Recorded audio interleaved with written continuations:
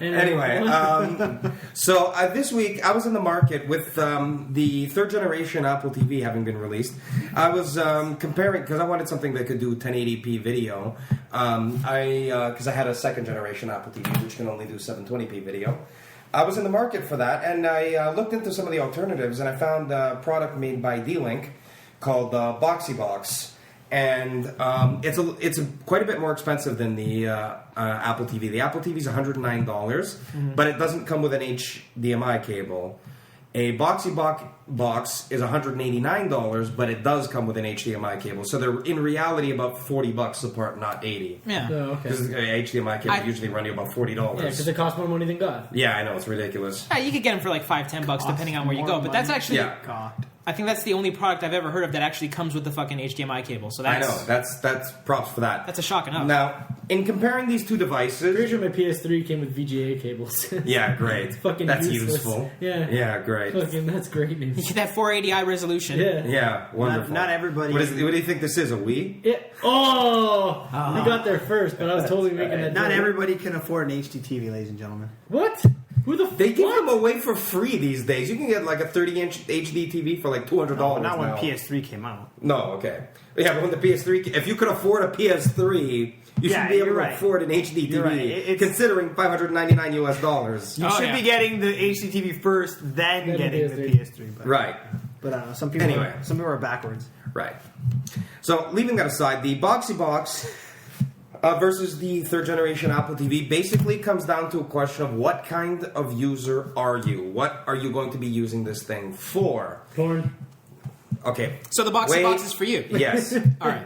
Clearly, the name I should love say it all. box. Anyhow, This is terrible. if you get most of your content through that you buy online through iTunes, or you mostly are looking for a set-top box that you can use for Netflix or for streaming, like you can order NHL Center Ice or whatever, all these different other TV packages that offer streaming abilities, and you are not really tech savvy, then I would highly recommend the Apple TV as the device of choice, because you plug it in and it works. Typical Apple fashion, it's got a great user interface.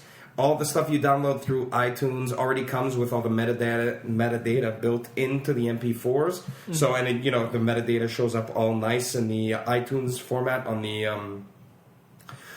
Apple TV. So it's a really great user-friendly device. If, on the other hand, your primary interest in a set-top box is to be able to play a variety of high-definition video files you have stored on a hard drive on one of your computers in your home network, and you have like you're talking about wanting to be able to play a wide variety of file formats, and you're tech savvy enough to be able to get in, because it is quite a bit more technologically complicated to use than an Apple TV, then the Boxee box is the absolutely perfect solution. It's harder to set up. It will crash occasionally, having to be hard reset from the button on the Boxee box. Really? How often? It happened to me a couple of times, but I was trying to make it do like backflips in testing it. I was testing it to the limits of what it can handle. Okay? But the major problem is that D-Link are retarded. Yeah, well, I can agree with that. Yeah. Here's their the thing. routers are fabulous. Okay, here's the thing. No, they're not. They have this program. That was sarcasm. They have this Really? program called the Boxee Media Manager, okay, that you can download for an Apple computer or for a PC. These names kill me. Now, this should be They the might as well most just call it slippery cooch. obvious You thing in know the over it. world to set up. Make a program, make this Boxee Media Manager. You can install it on either, pick which folders to share, and you should be able to see them on the Boxee box. Yeah, I would have thought that's how it should works. be the absolute minimum standard for how you should make this easy to use for people to stream their files to the Boxee box. But it doesn't work. The actual Boxee Media Manager is incredibly buggy and doesn't work effectively at all. And you can't even get it to work on a Windows computer at all unless you're aware of how to set up some advanced settings with Bonjour services and some other stuff with Windows Firewall. Bonjour is that thing that's installed in Program Files x86 that no one knows what it does. Right. You just spoke a whole bunch of Asian to me. I'm kind of turned on. Okay. That was wrong on several levels at once, but I'll leave that aside for the moment. It's fine. In order to get the most out of a Boxee box, you really need to understand how to set up SMB file sharing on a Windows network or NFS file sharing.